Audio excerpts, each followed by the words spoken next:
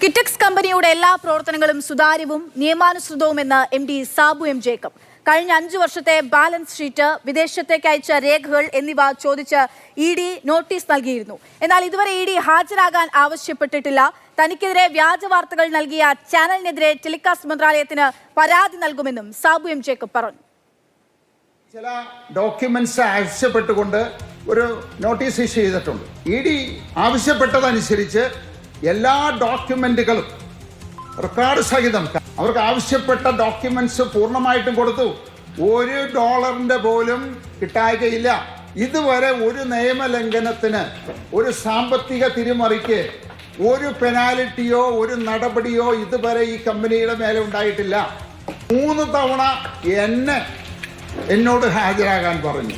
ഇതെല്ലാം ശുദ്ധമായിട്ടുള്ള കളവാണത്.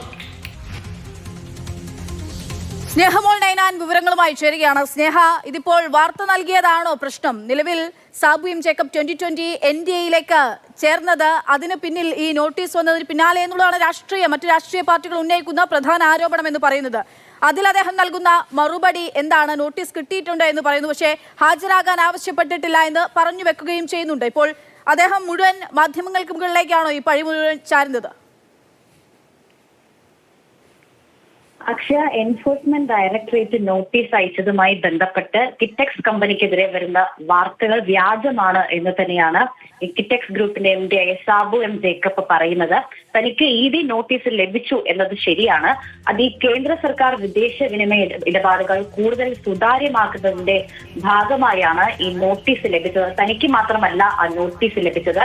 ഇത്തരത്തിൽ ആയിരക്കണക്കിന്, രാജ്യമൊട്ടാകെയുള്ള ആയിരക്കണക്കിന് വ്യാപാരികൾക്ക് ഈ നോട്ടീസ് ലഭിച്ചിട്ടുണ്ട് എന്നാണ് അദ്ദേഹം വ്യക്തമാക്കുന്നത്. ഇത്തരത്തിൽ ഈ വിദേശത്ത് വ്യാപാരം നടത്തുന്ന ഈ വ്യവസായികൾക്ക് $1-2 വിനിമയ വ്യത്യാസം വന്നാൽ അതിനൊരു റിസർവ് ബാങ്ക് ഒരു പിഴ നിശ്ചയിച്ചിട്ടുണ്ട്. അതല്ലാതെ അറസ്റ്റ് ചെയ്യാനോ തടവിലിടാനോ ഉള്ള നിയമം ഇല്ല എന്നതും കൂടി പറഞ്ഞു വെക്കുന്നു. ഇത്തരത്തിൽ തനിക്കെതിരെ പ്രചരിക്കുന്നത് ഒരു വ്യാജ വാർത്ത മാത്രമാണ് എന്നാണ് പറയുന്നത്. അത്തരത്തിൽ വ്യാജ മുഴുവൻ മാധ്യമങ്ങൾക്കെതിരെയുമല്ല, ഒരു ചാനലിനെയാണ് ചൂണ്ടിക്കാട്ടിക്കൊണ്ട് അദ്ദേഹം പറയുന്നത്.